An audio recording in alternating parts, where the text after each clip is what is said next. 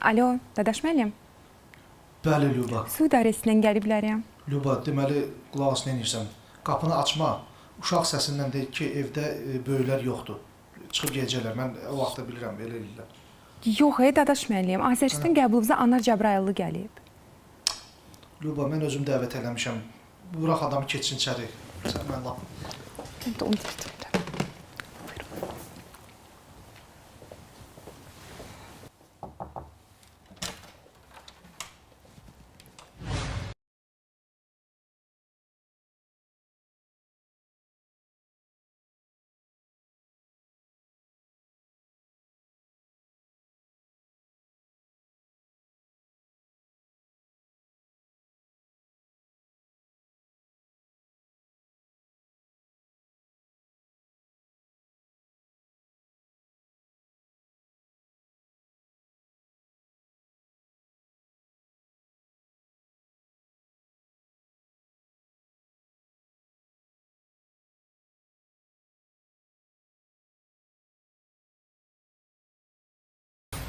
Salam Melek. Salam Anar mənim, salam, xoş gəlmisiniz. Xoş gördük. Elə bildim, su idarəsindən gəliblər, borclarımızı almağa. Su idarəsinə gələnləri içəri buraxmırsınız? Biz buraxırıq.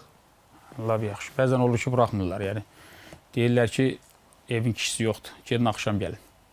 Gedib gəldiyiniz olubmu? Yəni belə təlimat varmı ki, evin kişisi evdə olana qədər ged o evə? Yox, təlimat belədir ki, istənilən halda hər bir mənzilin sayğacının göstəricisi ayda bir dəfə baxılmalıdır. Azərsu Səhmdar Cəmiyyətinə ən çox hansı mövzularda müraciət olunur?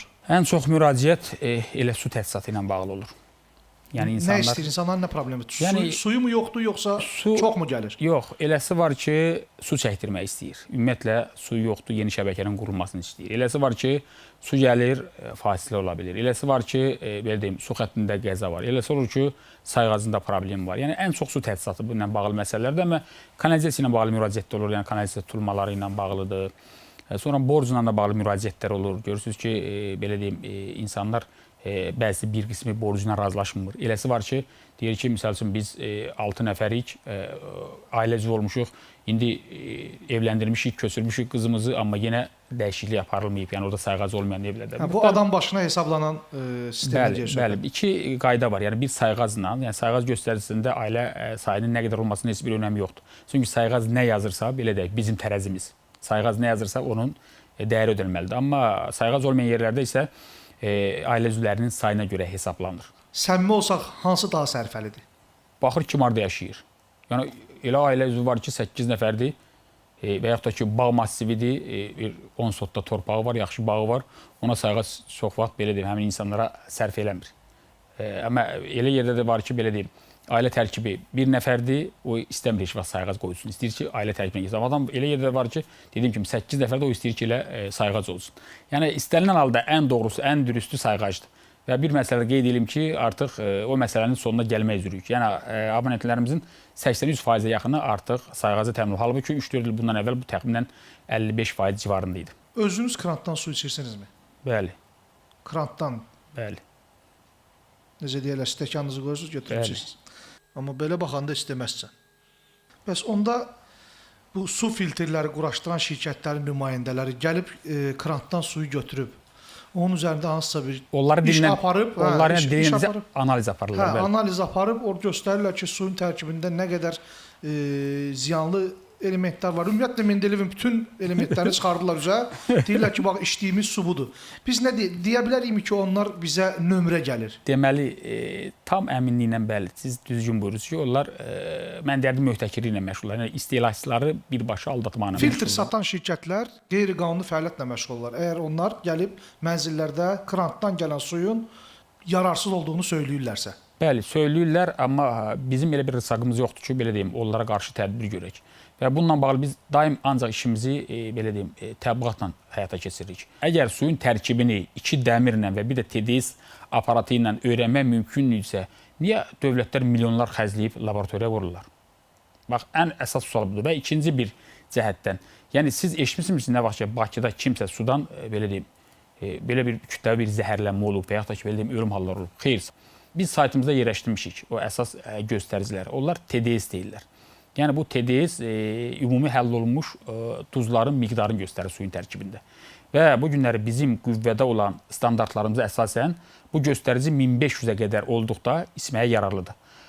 Dünya Səhiyyə Təşkilatının standartlarında isə 1000-ə qədərdir. Və bu gün bizim Abşeron yarımadasına 5 mənbədən verdiyimiz sularda bu göstərici heç vaxt 500-ü keçmir. Yəni müxtəlifdir. 250 var, 350 var, belə deyim, 450 var. Bunun ən gözəl göstəricisi odur ki, özünüz də deyirsiniz ki, krantdan stəkanıma suyu sözüb, özüm də içirəm.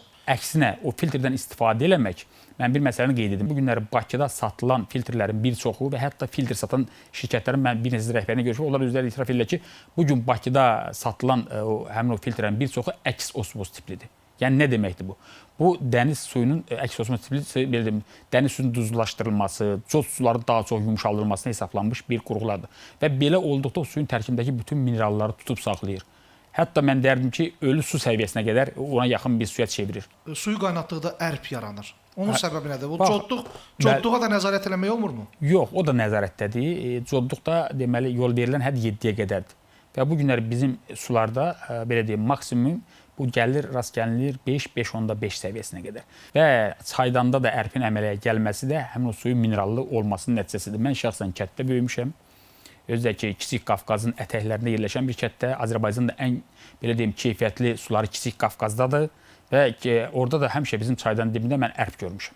Yəni bizim bulağımız da olub, kəhrizimiz də olub, kəndimizdə artizyanımız da olub və hər bir suda da mən bu ərpə rast gəlmişəm. Başa düşdüm. Yəni bizdə krantdan gələn su bulaq suyu kimidir. Mən deyərdim ki, elə Oğuz Qəbələdir, şollardan gələn sular quyu sulardır. Belə də ki, elə bizim artizyan suları kimi. Ceyranbatanın suyu Samur çayından gəlib Ceyranbatan anbarında toplanan sudan götürüb emal edirik. Kür çayının suyunu elə Kür çayında götürüb emal edib veririk insanlarımıza. Hə, Lüba. Dadaş müəllim, bu akvariumdakı balıq nəsə tərpənmir, halsızdır. Bir də qonaqdan soruşa bilərsiniz. Krantdan doldurmuşam suyu, ondan ola bilər. Adi krantdan suyla da balıq sağ qalar. Anar bəy, sizdən sadəcə xahiş edəcəm, verilişimizin vaxtı o qədər çox deyil, 20 dəqiqə efirdə oluruq. Ona görə bir çox qonaqlardan xahiş edirəm ki, yəni qısa danışaq. Qısa, bəli, qısa danışaq. Daha ətraflı insanlar maraqlanacaqsa, özləri sizə müraciət edəcəklər. Buyurun. Müraciət demişkən, mən dünənləri qonağımız olan Anar müəllimlə də, adaşınızla belə bir vəd verdim ona ki, bu yollarda olan vəziyyət, qazıntıların baş verməsi artıq yaranmış stereotipə uyğun olaraq mən sizin 955 qaynar xəttinizi verdim Anar müəllimə ki, Anar müəllim, nəsə iş görəndə bir əlaqə yaradan, ona da vəd verdim ki, sizin nömrənizi verəcəm. Sizə onların nömrəsini daha doğrusu verəcəm. Siz narahat olmayın. Bizim əlaqəmiz kifayət qədərdir. Yox, Dadaş müəllim dedisə eləməlidir. Xahiş edirəm. 012 599 79 75. Aydındır. Saytlarına inansaq 24 saat işləyir bu nömrə. İndi bax sizə söhbətimizin bu məqamında soruşmaq istəyirəm ki, bu Anar müəllim sırf Babək prospekti üzrə dedi ki, orada yolun altından mənşəyi bilinməyən su boruları keçir. Su boruları. Sizdən bilmirsiniz o borular hardan gəlir, hara gedir? Yox, bizim orada su borularımız bilirik. Bizim orada 3 magistral su xəttimiz olub. Yəni Sovet dövrü tikilmiş xəttlər idi. Biz onları ləğv elədik.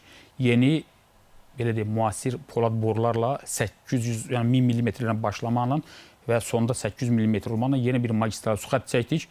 Artıq həmin su xətti istismara verilib, digər xəttlərimiz ləğv olunubdur. Anar bəy isə dedi ki, hətta 20 metr dərinlikdən o borular keçir. Görək başqa xidmətlərə də müraciət edirik. O boruların aqibətini taparıq. Su xətti adətən 2-3 metr dərinlikdən keçə bilər. 20 metr dərinlikdən mən inanmıram su xəttləri olsun. Mümkün deyil. Bu tikinti sinip deyirlər. Tikinti normalarına görə elə bir dərinlikdən su xətti keçmir. Niyə görə mərkəzdə yaşayanların bax 24 saat ərzində suyu gəlir, mərkəzdən kənarlaşdıqca suyu saatlarla verirlər? Bu hansı formada ayrı seçkiliyidir? Mən bu sizin fikrinizdən razı deyiləm. Çünki bu günləri Bakı şəhərinin mərkəzində də qrafiklə su alanlar var. Bakı şəhərinin kənarında da 24 saat su alanlar var. Sahil qəsəbəsi, Pirallahı qəsəbəsi, Mərdəkan qəsəbəsinin böyük bir hissəsi 24 saat su alır. Amma Yeni Yasamal bugün 24 saat su almır. Nərmanov rayonunun Ağa Nemətullah küçəsi və orada bir Aşıq Molla Cümə küçəsi o istiqamətdə də qrafiklə su alan ərazilərimiz var. Məmməd Araz küçəsində keçmiş Teymur Əliyev küçəsi idi. Orada qrafiklə su alan insanlar var da şəhərin mərkəzi hissəsi. Hətta Maliyyə Nazirliyinin məşhur Milyonerlər məhəlləsində. Bəli, tamamilə. Orada da qrafiklə su alan var. Orada qrafiklə su alanlar var, bəli. Yəni o bağlıdır texniki məsələyə, mərkəzə, kənara baxmır. Yəni bizim hardakı texniki imkanlarımız mümkündür.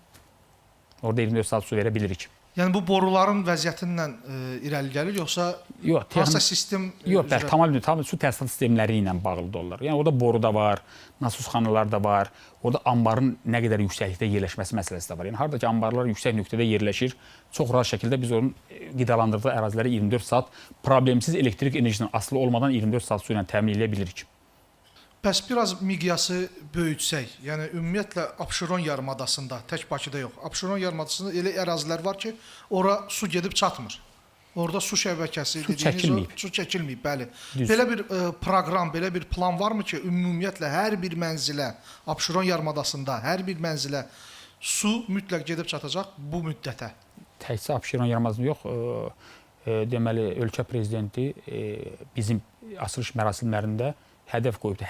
Hər bir Azərbaycan vətəndaşı içməli, keyfiyyətli və fasiləsiz içməli suya təmin olmalıdır. Bu aiddir rayon mərkəzlərinə də, böyük şəhərlərə də, o cümlədən Abşerona da. Bəs bir müddət? Yəni bu müddət asılıdır. Böyük həcmli işlərimiz çoxdur hələ. Mən bir məsələni qeyd edim, yəni ki, bu sizin üçün də yeni olacaq. Bu gün Abşeron yarımadasında, xüsusən də bu ətraf ərazilərdəki qəsəbələrin böyük əksəriyyətində Azərbaycan Səhmdar Cəmiyyətinin demək olar ki, mərkəzləşmiş şəbəkəsi yoxdur. Yəni insanlar özləri orada ev tikiblər, su çəkiblər. Bu günlər biz o xəttlərlə su verib, sayğac quraşdırıb onlardan belə deyim, onlara xidmət göstəririk. Yəni hardasa mən deyərdim ki, ətraf ərazilərdəki bu gün Abşeron yarımadasındakı şəbəkələrin təxminən 15-20% vətəndaşlar tərəfindən qurulmuş bir şəbəkədir. Və hardasa bundan da biraz az hissəsində ümumiyyətlə şəbəkə yoxdur. Bağ müəssisələrinin böyük bir hissəsində Ləhəş bağlar olsun, Mərdəkanın. Bəli, həm su yoxdur, həm kanalizasiya sistemi ümumiyyətlə kanalizasiya daha çox ərazidə yoxdur. Su çox yerə çəkmişik. Amma kanalizasiya o ətraf ərazilərin böyük əksəriyyətində kanalizasiya şəbəkəsi yoxdur. İnsanlar o şambolardan istifadə edirlər həmin ərazilərdə. Bu kanalizasiya sisteminin olmaması bu yay bir çox videolar yayıldı ki, necə ümumiyyətlə çirkab suları dənizə axıdılır. Bunun bir mərkəzləşmiş bir təmizləyici qurğuları mı, nəsə bir qarşısının alınması planı varmı heç olmasa bu yaxınlarda? Bəli, planımız var, artıq başlamışıq. Deməli, Bayıl BBVT Lökbatan kollektorunu tikmişik, Novxanı Sumqayıt kollektorunu tikmişik. Eyni zamanda hal-hazırda bizim Pirşağı Tullan su təmizləyici qurğularının tikintisi yekunlaşmaq üzrədir. Gələn il əvvəldə artıq istismara veriləcək. Eyni zamanda digər istiqamətdə daşıyıcı xəttlərimizin tikintisi davam edir ki. Buradan çıxan bir məsələni verim, düzdür, biraz sualımız istiqamətini dəyişir. Siz özünüz hansı çimərliyə gedirsiniz, hansı istiqamətdə? Yəni haranın dənizi daha təmizdir, siz bilərsiniz. Yəni dəniz Şüvalan da təmizdir, Mərdəkan da təmizdir. Çünki o buzovuna da təmizdir. O istiqamətdə təmizləyici qurğularımız bu gün işləyir. Sonra Novxanı çimərliyi də təmizdir. Yəni dediyim kimi Novxandan Sumqayıta çəkdiyimiz xətt 14 km uzunluğunda Novxanı, Corat, Sumqayıt o dəniz ətrafı hissələrdə bütün dənizə atılan demək olar ki, çirkab sularını toplayıb artıq Sumqayıta nəql etməsinə imkan verdi. Anar müəllim, şəhərin mərkəzində özünüz də yəqin şahid olmusunuz, bir spesifik qoxu var. Bu bizim kanalizasiya sistemlərimizdən irəli gələ bilərmi? Yox, yəni söhbət nədən gedir? Əvvəllər bizim dənizkənarı bulvara çirkab suları axıdılırdı. Biz orada dediyim kimi həm Bayraq meydanından Lökbatan istiqamətinə, həm də ki bu mövcud Salih kollektor hesabında 27 nöqtədə dənizə axıdılan tutulan suların qarşısını alıb yönəltmişik, artıq kənarlaşdırılır. Amma mən o hissini yeni hiss eləmirəm. Mən konkret ünvan desəydiniz, mən buradan çıxandan sonra yoxlatdırıb sizə əlavə məlumat da verə bilərdim. Çıxıb bir yerdə bir gəzərik. Nətər məsləhətdir? Ötən həftə bir xəbərlə üzləşdim. Dedilər ki, belə bir məlumat yayıldı ki, ölkə ərazisində 15% ümumi suvarma sularının miqdarında azalma var. Hə, siz deyirsiniz qlobal istiləşmənin su ehtiyatlarına təsiri. Bəli. İçməli su ilə vəziyyətimiz necədir? Yəni burada da bir tükənmə tendensiyası varmı?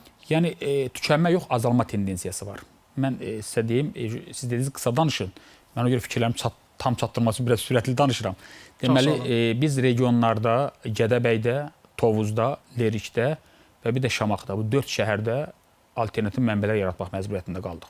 Vaxtilə kəndlərin özü, bulaqları, belə deyim, öz çeşmələri suya tələbatını ödəyirdi. Amma bugün artıq onlar bizə müraciət edirlər. Mütəmadi müraciətlər var ki, biz onları su ilə təmin edək. Və özü də onların bir çoxu da dağ kəndlərdir. Bu Araz boyu, Kür boyu olan kəndlər olsaydı, yəni deyərdi ki, burada ümumiyyətlə çaylardan başqa şirin su ehtiyatları yoxdur. Artıq belə deyim, bizim meşə bölgələrində də suyun azalması tendensiyası bəli müşahidə olunur. Bəs insanlar arasında suyun daha məqsədə yönlü istifadəsi, israfçasına yanaşmaması haqqında bir maarifləndirici işlər aparılır yəqin ki.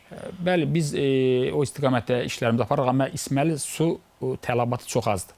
əsas su ehtiyatlarının, şirin su ehtiyatlarının böyük hissəsi suvarma suyuna yönəldilir. Və bizim də elə sayğac Yəni quraşdırmamız... içməli su, texniki su əvəzinə işlədilir. Yox, mən demək istəyirəm. Yəni, demək ki, su ehtiyatlarının, yəni şirin su ehtiyatlarının əsas böyük hissəsi suvarmaya yönəldilir. Yəni içməli suya çox az bir hissəsi yönəldilir. Yəni və sayğacın da quraşdırılması artıq elə bu sudan qənaətlə istifadə etmək deməkdir. Çünki sayğac olmayan abonentlə sayğac olan abonent arasındakı biz israfçılığın fərqini görürük. Sayğacı olan abonentlər sudan daha qənaətlə istifadə edirlər.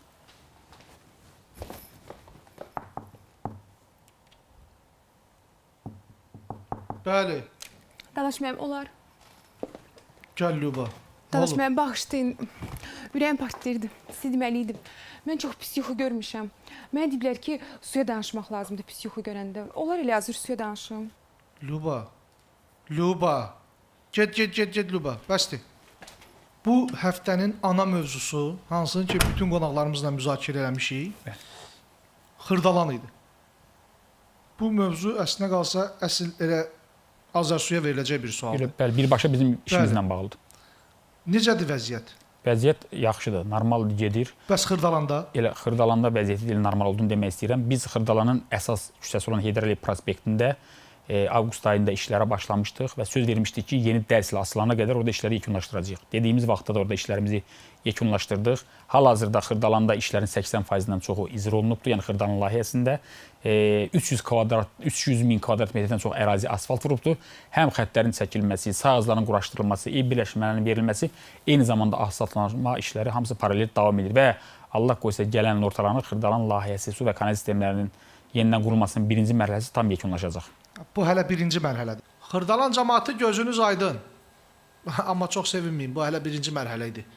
Bəli, birinci mərhələ əhatə edir bütün ərazinin su təchizatının qurulması, eyni zamanda Xırdalanın ətraf böyümüş, yəni yeni yaşayış massivləri istisna olmaqla mərkəzi hissəsinin kanalizasiya layihəsi. Anar müəllim, bu köhnə 5 mərtəbələr, Stalinkalar, Xruşovkalar dediyimiz binalarda görmüşsünüzsə binanın artıq üzündən görünür ki, zirzəmi hissədən borular qalxır yuxarı, hərə də bir motor qoyur, ana xəttdən suyu sovurur ki, yuxarı getsin. Bu təzyiq problemi də nədən irəli gəlir? Artıq o ənənəyə mən deyərdim ki, 90% son qoyulub. Siz təkrar bir də fikir versəniz, görərsiniz ki, o əvvəllər daha çox idi. 4000-dən çox binanın artıq Bakı və Sumqayıtda daxili şəbəkələrini yenidən qurmuşuq. Yəni artıq su xəttləri pilləkən qəfəslərinə çıxarılıb, blok deyilən əraziyə və zirzəmiyə keçən xəttlər yenilənibdir. Eyni zamanda fikir versə, onların böyük əksəriyyətində çənlər də ləğv olunubdur. Artıq o binanın üstündəki çənlərin çoxu yığışdırılıb, yığışdırılan mənalarında da əlaqə kəsilib. Yəni artıq evlərdə normal su var. O əvvəl çox gəlmiş bir şeydir. Yığışdırılan binalarda 24 saat su var. Bəli, bizlə soruşurlar o işləri rayon mənzil kommunal təsərrüfatı birlikləri həyata keçirirlər. Bəli, biz o layihəni icra edirik. Harda 24 saat su verirsə, yəni onlara bildiririk ki, artıq burada çənləri yığışdırmaq olar. Qonağım Azərsu Səhmdar Cəmiyyətinin mətbuat katibi Anar Cəbrallı idi. Çox sağ olun, təşəkkür edirəm gəldiyinizə görə, suallara ətraflı cavabınıza görə. Çox sağ olun dəvət üçün. Güman edirəm siz də deyəcəyiniz nə varsa hər şey dediniz. Biz suallarımızı hamısını soruşduq. demədim. Buyurun, onda dinləyirik sizi. Yəni sondan demək istəyirəm ki, siz də bu məsələyə toxundunuz ki, belə deyim, su ehtiyatlarının azaldığı bir dövrdə sudan qənaətlə istifadə. Xüsusən də mən bunu belə deyim, şamil edirəm həyət evlərində yaşayanlara. Bu günləri təəssüflər olsun ki, bizim bağ massivlərində, Bakı ətrafı qəsəbələrdə yaşayan və xüsusən də sayğacı olmayan insanlar demək ki, o krantları bağlamırlar. Gecə gündüz onların suyu axır. Siz baxın, fikir verin bağ massivlərə gedəndə görəsiniz ki, insanlar qapılarında bostan tərəvəz əkirlər, yaşıllıqlar bir yana qalsın. Bunun hamısı bizim o içməli sularla suyarılır və görürsünüz ki, qış aylarında həmin ərazidə hamı 24 saat su alır, amma yay gəldi, bu suvarma mövsümü başladı. Görürsünüz ki, insanlar nəinki fasiləsilə insanlar var ki, bir neçə gün susuz qala bilirlər. Ona görə sözüm onlaradır ki, həmişə sudan qənaətlə istifadə eləsinlər. Təşəkkür edirəm. Ümid edirəm ünvana çatdı. Çox sağ olun. Təşəkkür edirəm. Siz də sağ olun. Sonda isə bir neçə kəlmə Dadaşinski Dadaşoğlundan. Əzizlərim, heç kim üçün sir deyil ki, insan 70-80% sudan ibarət olur. Gəlin, yaxşı su içək ki, yaxşı adam olaq.